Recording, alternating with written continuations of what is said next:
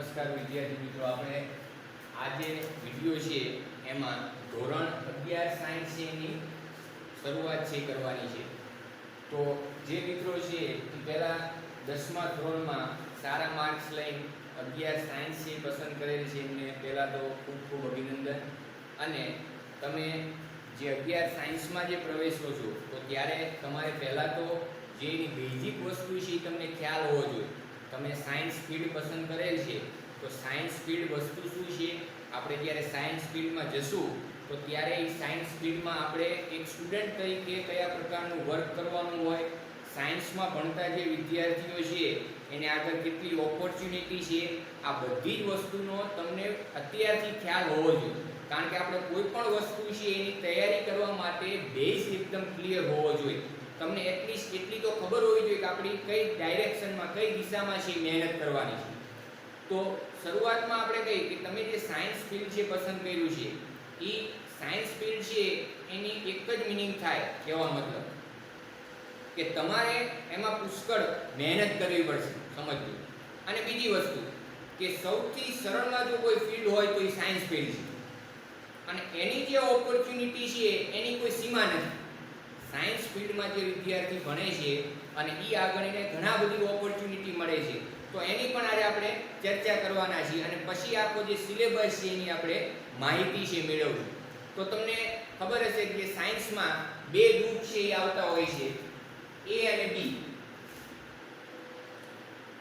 અમુક વિદ્યાર્થીઓ છે એ ગ્રુપ રાખતા હોય છે, અમુક વિદ્યાર્થીઓ છે બી ગ્રુપ છે રાખતા હોય છે. તો જે એ ગ્રુપ છે એ ગ્રુપમાં આપણે વાત કરી તો કે મેથ્સ, ફિઝિક્સ અને કેમિસ્ટ્રી, આ ત્રણ વિષયો છે એને ભણવાના હોય છે. સાયન્સના વિષયોની આપણે વાત કરી છે, પછી ઇંગ્લિશ, સંસ્કૃત તો આવે, એટલે કુલ 5 વિષયો છે હોય છે. આ બધી વસ્તુ તમને બેઝિક છે ખબર હોવી જોઈએ. બી જે ગ્રુપ છે ખાસ કરીને જે મેડિકલ ફિલ્ડમાં જવા માંગતા હોય વિદ્યાર્થીઓ એ રાખતા હોય છે.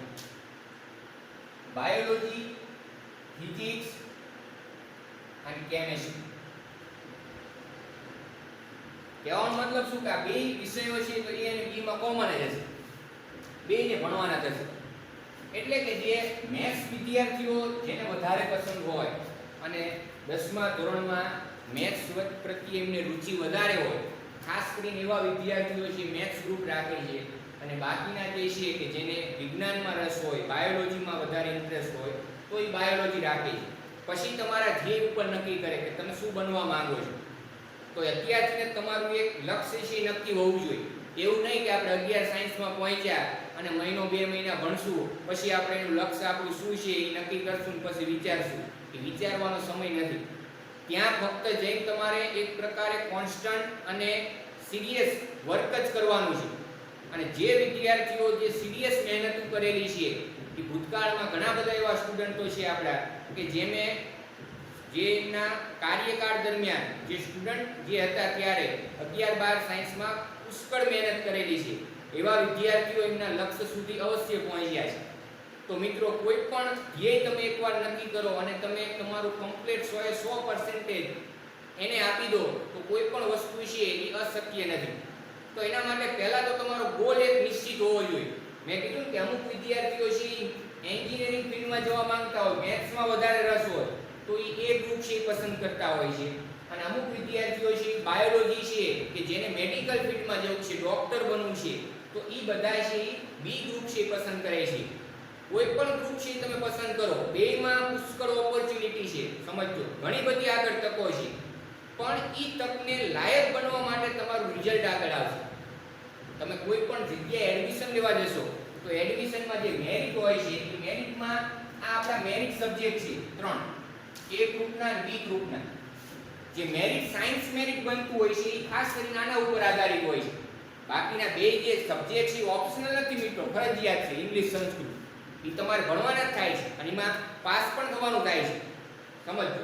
એટલે કહેવાનો મતલબ શું કે આપણે અત્યારે જે આ બંને ગ્રુપની ચર્ચા કરી છે એમાં સાયન્સ મેરિટ છે એ આ 3 વિષયો છે એના ઉપર આધારિત હોય છે. એમાંથી સાયન્સ મેરિટ છે બનતું હોય છે ખાસ કરીને. અમુક વિદ્યાર્થીઓ એવા પણ હોય છે કે જે એ બી ગ્રુપ રાખે એક વિદ્યાર્થી અમુક એવો પણ એક વર્ગ હોય છે કે જે એબી ગ્રુપ રાખતો હોય છે, પણ એની જે સંખ્યા છે ઓલ ઓવર ખૂબ જ ઓછી હોય. કારણ કે ભાગ્યે જ કોઈ વિદ્યાર્થીઓ હોય કે મેથ્સ અને બાયોલોજી બંને ભણવું, તો એવી આપણે ઓપ્શન છે જ તે કે વિદ્યાર્થી એબી ગ્રુપ પણ રાખી શકે કે જે મેથ્સ અને બાયોલોજી બંને ભણી શકે અને આ બંનેના ફિલ્ડમાં એ પસંદ કરી શકે. ડોક્ટર પણ બની શકે અને એન્જિનિયર પણ બની શકે. ખબર પડે છે કે નહીં? તો કહેવાનો મતલબ શું કે સાયન્સ ફિલ્ડમાં ઘણી બધી ઓપોર્ચ્યુનિટી રહેલી છે, પણ તમારે એને પ્રાપ્ત કરવા માટે પુષ્કળ પ્રમાણમાં મહેનત જોશે. અને બીજી વસ્તુ કે તમે જે 10મા ધોરણમાં જે રિઝલ્ટ લાયા છો, એ જે તમારું રિઝલ્ટ આવ્યું હોય, જેટલા ટકા આવ્યા હોય, જે પર્સન્ટેજ આવ્યા હોય, એને હવે સાઈડમાં મૂકી દેવાના થશે જે વિદ્યાર્થીઓએ સાયન્સ પસંદ કરેલું છે. અને ખૂબ જ અગત્યની વસ્તુ કે સાયન્સમાં તમારું જે રિઝલ્ટ છે એ ક્યારે 10માનું રિઝલ્ટ નક્કી નથી કરતું. આ વસ્તુ મગજમાં છે એ કાયમ રાખવાની કે તમારું જે 10મા ધોરણનું રિઝલ્ટ છે એ સાયન્સ ઉપર ડિપેન્ડ નથી હોતું, અથવા સાયન્સમાં તમે કેટલા ટકા લાવશો એ 10મા ધોરણનું રિઝલ્ટ નો નક્કી કરી શકે. તમે ભલે 10મા ધોરણમાં છે 90% પ્લસ લાયા હો, પણ જો તમે સાયન્સમાં સરખી મહેનત ન કરો તો આ જે આંકડો છે એ 50 થી 60% ની આસપાસ રહી શકે. આવા દાખલા ઘણા બધા છે. આવા ઘણા બધા વિદ્યાર્થીઓ એવા પણ છે કે 10મા ધોરણમાં છે સારા ટકા આવી ગયા હોય 90 પ્લસ, એટલે પછી એમને એક પ્રકારે એવો ઓવર કોન્ફિડન્સ આવી જાય. કોન્ફિડન્સ નહીં, ઓવર કોન્ફિડન્સ, કે જે એવું ધારી લેતા હોય કે આપણે 10મામાં 90 આવ્યા છે એટલે 11મામાં છે આનેથી કાં વધારે ઓછા એક હોય છે, કાં 90 પ્લસ હોય કાં 91 માઇનસ હોય, 89 90 ઉપર તો આવવાના. પણ એ વસ્તુ ખોટી છે મિત્રો. 10મા ધોરણ અને સાયન્સ સાથે કોઈ લેવા દેવા નથી એના રિઝલ્ટ સાથે. અહીંયા ફક્ત તમારી મહેનત કેટલી છે એ જ માંગશે. તમે કયા પ્રકારે મહેનત કરો છો એ ખૂબ જ અગત્યનું છે.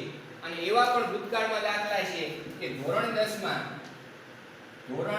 10માં આટલી એવરેજના સ્ટુડન્ટ રહ્યા હોય, 50 થી 60% એવરેજના સ્ટુડન્ટ રહેલા હોય, પણ એ સાયન્સમાં છે ને પુષ્કળ મહેનત કરતા હોય છે, એકદમ 100% આપી દેતા હોય છે. તો એવા વિદ્યાર્થીઓ અહીંયા પહોંચેલા છે, સમજજો. આવા ઘણા બધા એક્ઝામ્પલ હું તમને આપી શકું કે જે 10મા ધોરણમાં એવરેજ માર્ક્સ સાથે 10મું પાસ કર્યું હોય, પણ સાયન્સમાં એમની ગંભીરતા ઓટોમેટિક એક પ્રકારે આવી જાય.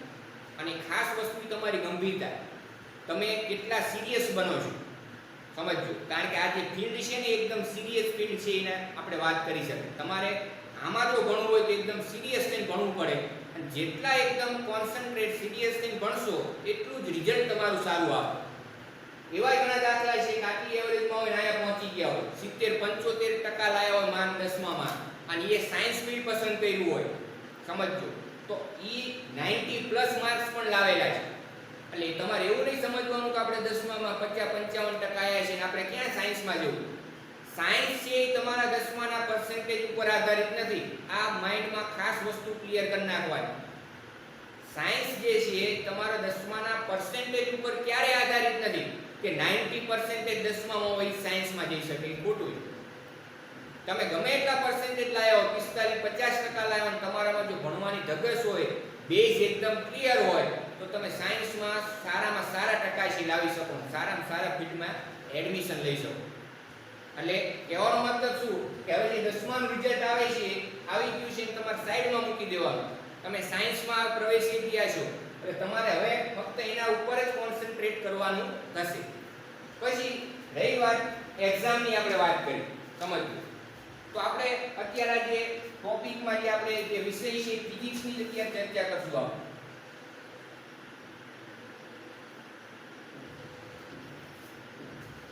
ફિઝિક્સની આપણે વાત કરી તો કે બોર્ડમાં જે પેપર આવે છે એ 100 માર્ક્સનું જે પેપર હોય, આપણે ડાયરેક્ટ બોર્ડની જ વાત કરશું. કારણ કે જે 11 સાયન્સની પરીક્ષા છે એ સ્કૂલ લેવલે લેવાતી હોય છે. હું ડાયરેક્ટ બોર્ડની ચર્ચા કરું છું કે બોર્ડમાં જે ફિઝિક્સનું પેપર આવે છે એમાં 100 માર્ક્સનું જે પેપર હોય એ 100 માર્ક્સના પેપરમાં 50 માર્ક્સનું ઈ ડિસ્ક્રિપ્ટિવ હોય. ડિસ્ક્રિપ્ટિવ એટલે શું? તો કે લખાણ હોય. તમને અંદર પ્રશ્ન પૂછ્યા હોય એટલે તમારે ડાયરેક્ટ જવાબ લખવાના હોય. 2 માર્ક્સમાં, 3 માર્ક્સમાં, 4 માર્ક્સમાં જે પ્રશ્ન પૂછાણા હોય અને 50 માર્ક્સના એમસીક્યુ હોય. સમજ. 100 માર્ક્સના પેપરમાં 50% 50 એમસીક્યુ અને 50 માર્ક્સનું શું હોય છે? લખાણ હોય છે. હવે મેં કીધું કે આ 50 એમસીક્યુ છે એ એમસીક્યુ તમને પાસ કરાવી દે. બોર્ડમાં તમારે પાસ થવું એકદમ સરળ છે. કોઈ પણ સબ્જેક્ટની વાત કરું છું, એ ફિઝિક્સ હોય, મેથ્સ હોય, બાયોલોજી હોય, કેમેસ્ટ્રી, એમાં 50 માર્ક્સના જે એમસીક્યુ હોય છે એ એમસીક્યુમાં તમે વર્ષ દરમિયાન સારામાં સારી મહેનત કરેલી હોય તો આ 50 એમસીક્યુ તમને પાસ કરાવી દે આરામથી. પણ મિત્રો આપણે જે છે ખાલી પાસિંગ માટે વાત નથી કરી રહ્યા. આપણે એક સારો સ્કોર બનાવવો છે, સારા ટકા લાવવા છે, તો એના માટે તમારે પુષ્કળ મહેનત કરવી પડે. અને મહેનત છે એ યોગ્ય ડાયરેક્શનમાં થશે, યોગ્ય સિસ્ટમથી થાય તો તમે ધારો એટલા માર્ક્સ કવર કરી શકો અને તમારું રિઝલ્ટ છે એ ધારો એટલું થી તમે આગળ ઊંચું લાવી શકો. તો કહેવાનો મતલબ શું કે સાયન્સમાં પાસ થવું એકદમ સરળ છે. સાયન્સમાં પાસ થવું એકદમ સરળ છે, પણ મેન વસ્તુ શું છે કે તમે એમાં સ્કોર કઈ રીતે કરવાનો. સ્કોર માટે તમારે એક જ વસ્તુ મગજમાં રાખવાની, મહેનત. બીજી કોઈ વસ્તુ છે અગત્ય નથી. જેટલી તમારી મહેનત હશે, જેટલું તમારે પ્રોપર ગાઈડન્સ હશે, જેટલી તમારી તૈયારી હશે, એ પ્રમાણે તમે એમાં માર્ક્સ કવર કરી શકો. પછી આગળ 2 પરીક્ષાઓ છે લેવાય છે, જેડબલઈ અને નીટ. આ તમને 11 સાયન્સ થી આ વસ્તુની ખબર હોવી જોઈએ. અને ત્રીજી એક પરીક્ષા છે જે આપણે ગુજરાત લેવલે લેવાય છે, એ છે ગુજકેટ.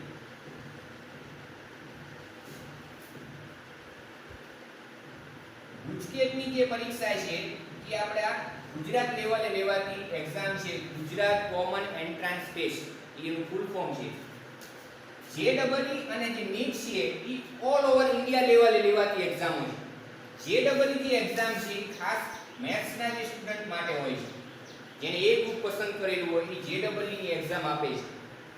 અને ખાસ જે બી ગ્રુપના વિદ્યાર્થીઓ માટે, જેને બાયોલોજી પસંદ કરેલું છે, તો એમને ખાસ કરી સમજજો, નીટની જે એક્ઝામમાં સારો સ્કોર હોય તો એ નીટના સ્કોર ઉપરથી જ મેડિકલમાં એડમિશન મળતું હોય છે. અને નીટમાં સારામાં સારો સ્કોર કરવા માટે 11 સાયન્સ અને 12 સાયન્સ કમ્પ્લીટ ભણેલા હોવા જોઈએ. એક થિયરીના એક કન્સેપ્ટ છે ક્લિયર હોવા જોઈએ.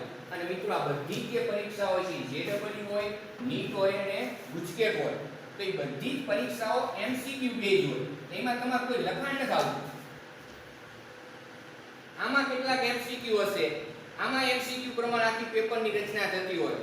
અને આ ગુજકેટ છે એમાં પણ એમસીક્યુ હોય, ત્રણેય વિષયના. ગુજકેટ ખાસ કરીને મેથ્સ વાળા માટે સરકારે નક્કી કર્યું છે, એ ગ્રુપ માટે. પહેલા એ ગ્રુપ માટે જેડબલઈ ફરજિયાત હતી, પણ હવે કેન્સલ કરી ગુજકેટ છે એની અંદર એન્ટર કરવામાં આવી છે. હવે એમને ગુજકેટ ફરજિયાત છે. એ ગ્રુપ વાળા આપી શકે ગુજકેટ, કે જેને ફાર્મસીમાં એમાં એડમિશન આપી લેવું. તો કહેવાનો મતલબ શું કે આ બધા જે છે એ એક પ્રકારે એમસીક્યુ બેઝ જે પરીક્ષાઓ છે હોય છે, અને જેમાં માઇનસ સિસ્ટમ છે રહેલી છે. તમે ખોટો જવાબ આપો તો તમારો સ્કોર છે એમાંથી અમુક જે ટકા છે એ માઇનસ થઈ શકે. અમુક માર્ક છે જેમાં 0.025 છે એ માર્ક છે એમાંથી કટ થઈ શકે. તો તમને આ બધી વસ્તુનો ખ્યાલ હોવો જોઈએ. નીટની જે પરીક્ષા છે અને જેડબલઈ ની જે પરીક્ષા છે એનો સિલેબસમાં 11 સાયન્સ અને 12 સાયન્સ એના બધા ટોપિકો આવે. ફિઝિક્સમાં 11 સાયન્સમાં 2 ભાગ છે અને 12 સાયન્સમાં 2 ભાગ છે, 2 બુકો છે, પાર્ટ 1 પાર્ટ 2. તો તમારા બંને એક્ઝામ છે એમાં આ બંનેની વ્યવસ્થિત તૈયારી કરવી પડે. 11 સાયન્સના પ્રશ્નો પૂછાય અંદર અને 12 સાયન્સના પૂછાય. એમ ખાસ કરીને નીટ છે. તો નીટમાં પણ 11 સાયન્સ અને જે 12 સાયન્સ છે એમાં તમારે મહેનત કરવી પડશે. અને એના આધારે તમારો નીટનો સ્કોર છે જેટલો સારો હોય તો એ પ્રમાણે તમે મેરિટ લિસ્ટમાં આવો તો તમને એડમિશન મળે. ઘણા વિદ્યાર્થીઓ મિત્રો એવા પણ હોય છે કે જે ડાયરેક્ટ 11 સાયન્સની શરૂઆતની નીટની એક્ઝામની તૈયારી કરતા હોય છે. એ એક સારી બાબત છે, પણ એમાં એક પ્રકારે નુકસાન પણ રહેલું છે. કઈ રીતે? કે કે જે 11 સાયન્સના દરેક વિષય, હું ખાલી ફિઝિક્સની નથી વાત કરતો, બધા વિષયની વાત કરું છું જે નીટમાં આવે છે, બાયોલોજી, ફિઝિક્સ, કેમેસ્ટ્રી, એ બધા જ જે વિષયો છે એની કમ્પ્લીટ બધી જ થિયરી વ્યવસ્થિત સમજ્યા હોય ક્લાસમાં, સમજજો, તો જ તમને કોઈ પણ એમસીક્યુ છે એનો બેઝ ખબર પડે. કારણ કે આવી જે બધી પરીક્ષાઓ છે એમાંથી એમસીક્યુ જે પૂછાતા હોય છે એનું કંઈક સ્ટાન્ડર્ડ હોય, એનું લેવલ હોય, અને એકદમ સરળ જ હોય છે, સમજજો. આમાં કંઈ એમસીક્યુ એટલા બધા હાર્ડ નથી હોતા. પણ કહેવાનો મતલબ શું કે તમારો બેઝ છે કેટલો ક્લિયર છે, તો એ પ્રમાણે તમે એના એમસીક્યુ છે સોલ્વ છે કરી શકો, સમજજો બરાબર. હવે અમુક વિદ્યાર્થી છે નીટની 11 સાયન્સની તૈયારી કરતા હોય એટલે ફક્ત પહેલેથી એમસીક્યુ લેવલની તૈયારી કરે, એમને ફક્ત ફોર્મ્યુલા ખબર હોય, એ ફોર્મ્યુલામાં કિંમત મૂકતા હોય. પણ જે વિદ્યાર્થીએ કમ્પ્લીટ બધી જ ચેપ્ટરની થિયરી વ્યવસ્થિત ક્લાસમાં ભણ્યા હોય અને એ જ્યારે નીટનું પેપર આપે ત્યારે એના મગજમાં ટોટલ કન્સેપ્ટ છે ક્લિયર હોય અને એ સારામાં સારો સ્કોર કરી શકે. એટલે મિત્રો કહેવાનું તાત્પર્ય એ છે કે તમારે 11 સાયન્સ છે એ સ્કૂલમાં કમ્પ્લીટ ભણવું પડે. એના જે ચેપ્ટર છે, જે થિયરી સિલેબસમાં છે એ થિયરી ખાસ છે તમારે જોવી પડે, કહેવાનો મતલબ. અને આ જે નીટનું પેપર છે એ 720 માર્ક્સનું આવતું હોય છે. એક પ્રશ્ન છે એના 4 માર્ક્સ હોય છે, 360 માર્ક્સ, 360 માર્ક્સ એના બે વિભાગ હોય છે, સમજો. એમાં 360 માર્ક્સનું બાયોલોજીના પ્રશ્નો હોય અને બાકીના જે 360 માર્ક્સ ગયા એ ફિઝિક્સ ને કેમેસ્ટ્રીમાં ડિવાઈડ હોય. 180 માર્ક્સનું ફિઝિક્સના પ્રશ્નો પૂછાય, 180 માર્ક્સ ટોટલ કેમેસ્ટ્રી પૂછાતું હોય. એમ કરીને તમારો જે નીટ છે એનો સ્કોર છે બનતો હોય 720. એમાંથી તમે જેટલા માર્ક્સ લાવો છો એ પ્રમાણે તમારું મેરિટ બને. તો આ આપણે જે વાત થઈ બેઝિક લેવલની કે તમે જે ફિલ્ડમાં જે પ્રવેશો છો તો એ ફિલ્ડની તમને એટલીસ્ટ તો ખ્યાલ હોવો જોઈએ કે આપણે જેમાં ભણવાના છીએ એ ફિલ્ડનો વિસ્તાર કેટલો છે. અને સાયન્સ મેં કીધું એમ કે એમાં ઓપોર્ચ્યુનિટીનો કોઈ વિસ્તાર જ નથી, પુષ્કળ ઓપોર્ચ્યુનિટી છે. જે આપણા JEE ની વાત કરી, JEE માં જે વિદ્યાર્થી સારો સ્કોર કરે તો એને પછી એક પરીક્ષા એક લેવલ ઉપર આપવાની થતી હોય, JEE એડવાન્સ. બે પરીક્ષા લેવાય, JEE મેન અને JEE એડવાન્સ. JEE મેનમાં તમારો સારો સ્કોર હોય તો તમને બીજા સ્ટેજમાં પ્રવેશવા દે, JEE એડવાન્સ તમારી એક્ઝામ લેવામાં આવે. અને એમાં જો મિત્રો તમારો સારો સ્કોર હોય તો દેશની પ્રતિષ્ઠિત જે કોલેજો છે IIT, Indian institute of technology, કે જે કેન્દ્ર સરકારના હસ્તક આવતી હોય ડાયરેક્ટ, કે જેના પ્લેસમેન્ટ, જેની નોકરીઓ છે એના પગાર ધોરણ પુષ્કળ ઊંચા હોય, તો એમાં તમે એડમિશન લઈ શકો. અને સેમ એ જ રીતે જે નીટ છે તો નીટમાં પણ તમે જો સારો સ્કોર કરે છે બાયોલોજી સ્ટુડન્ટ તો એને સારામાં સારી મેડિકલ કોલેજ છે એમાં એડમિશન મળી શકે અને MBBS બની શકે. એ સિવાય ઘણા બધા ઓપોર્ચ્યુનિટી છે હાલના તબક્કે, જેમ કે BSc, બેચલર ઓફ સાયન્સ, એ તમે કોઈ પણ મનપસંદ વિષય છે એમાં કરી શકો. અને હાલ BSc, B.Ed, MSc, B.Ed એની પુષ્કળ ડિમાન્ડ છે. તો સમજો, મેં કીધું એમ કે આની ઓપોર્ચ્યુનિટીનો કોઈ લિમિટ નથી. ખાસ કરીને મેન વસ્તુ તમારું રિઝલ્ટ કેટલું આવે છે એના ઉપર ડિપેન્ડ કરે છે. તો જે વિદ્યાર્થીઓ 11 સાયન્સમાં એડમિશન લઈ લીધું છે એ હવેના જે વિડીયો સિરીઝ આવે છે એમાં દરેક વિડીયો છે ધ્યાનથી જોશે. નો પ્રશ્ન ખબર પડતી હોય તો એમાં જે આપેલ WhatsApp નંબર હશે એમાં મેસેજ દ્વારા એ પ્રશ્ન છે એનું સમાધાન કરશે હાલના તબક્કે.